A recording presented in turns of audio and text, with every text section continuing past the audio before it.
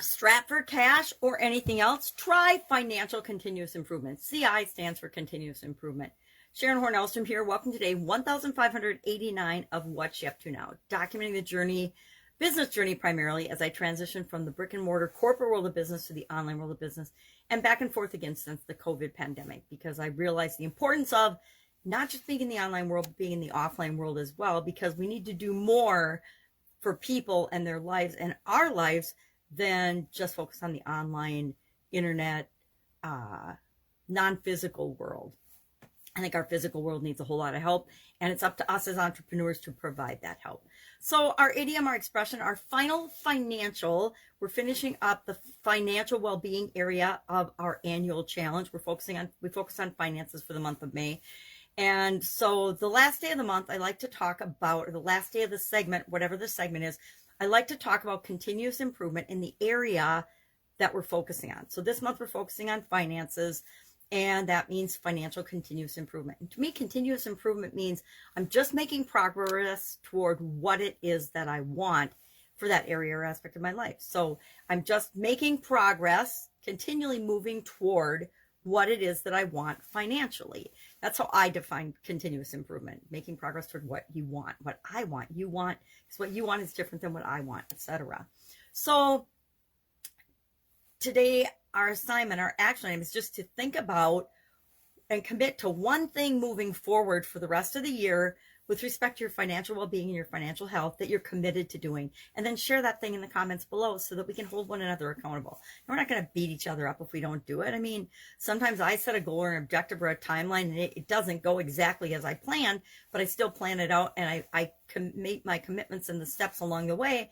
But sometimes I'll miss a step. Life happens and we don't always get to do exactly what we planned on doing, the timing that we planned on doing it, right? Sometimes I got to change around my schedule. There's holidays that come up, right? And if I hadn't planned for doing certain activities during those days, I have to move my schedule around. Guess what? Our life needs to flow in the direction we want it to go. It doesn't have to be exactly the way we lay it out. Otherwise, we're going to be feeling frustrated all the time. If we want to hold to a tight, stringent, strict schedule of timing and events, we're going to be disappointed all the time, because sometimes it's going to rain when you wanted to go on a picnic. Sometimes there's things that are absolutely positively outside of our control, and we have to be willing and flexible enough to figure out what to do no matter what's going on around us. That's what I love about the annual challenge, is it's helping us to make changes and challenges an automatic part of our personal growth and development, right? We're taking those and erasing anything negative associated with changes and challenges, and not erasing it, but knowing how to experience the bad part of it and learn from it as quickly as possible so that we can do what's best for us in any given situation. So today, our idiom, our final financial idiom, was strapped for cash. And this is an idiom that originated in the mid-1800s, at least in the United States. And it meant strapped. It was called just strapped. Hey, I'm strapped. I can't afford to do that. You know, I can't afford to move out west because I'm strapped for cash. Or I'm strapped, meaning I'm tied and I can't do something because I don't have the resources I need to do it right now or yet. I like to say I'm strapped this instant, but that doesn't mean tomorrow I'm not going to be available and able to do the thing that I want. So it later became known as strapped for cash, and then strapped for anything we're lacking or there's a shortage of. We say we're strapped. Hey, I'm strapped for time. I can't go to lunch with you today. You know, I've got a report due. Whatever it is, anything that we don't have enough of, we can say we're strapped. We were all strapped for toilet paper and hand sanitizer and face masks and everything else during the COVID pandemic, yet we seem to have survived.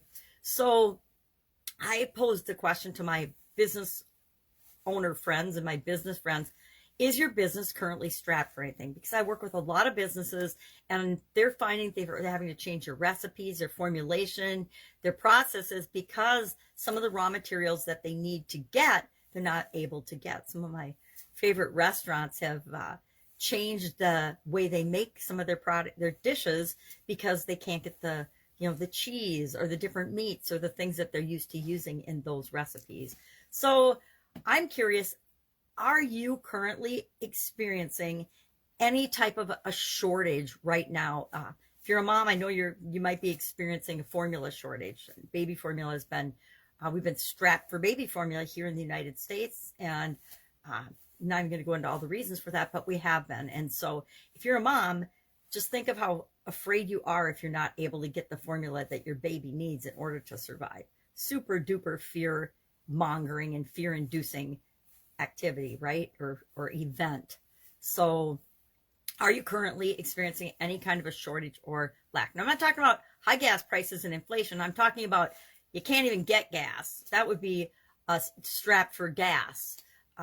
Share those in the comments below, because I'm just curious what's really going on in our lives versus what the media is saying going on in our lives. I know we have a baby in the house, and my daughter breastfed for her first year mostly, and now as the baby formula shortage was coming in, she had already switched to milk.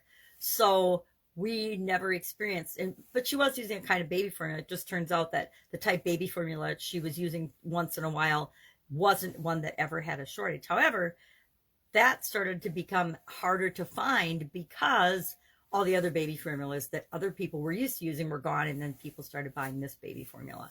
So experienced a teeny bit of that, but not really, because luckily my granddaughter was old enough that she didn't need baby formula anymore. But I can imagine if and when I was a mom, and if I wasn't breastfeeding, or if you had, everybody says, well, just go breastfeed. Well, that's so ridiculous. And I would believe only men are saying that, or women that never breastfed, because that once you stop breastfeeding, your only alternative, if your baby isn't old enough, is that you need formula to supplement. That's what babies eat, right? That's what babies consume to get the nutrition that they need in order to survive. So, again, topics in the news, and I'm just curious, is are we experiencing that? Because I know personally, all of the racism and all of the white privilege and all the stuff that comes up in the media, and the whole George Floyd riots that were called peaceful protests. I have firsthand experience with many of those things, and I know the way the media is portraying them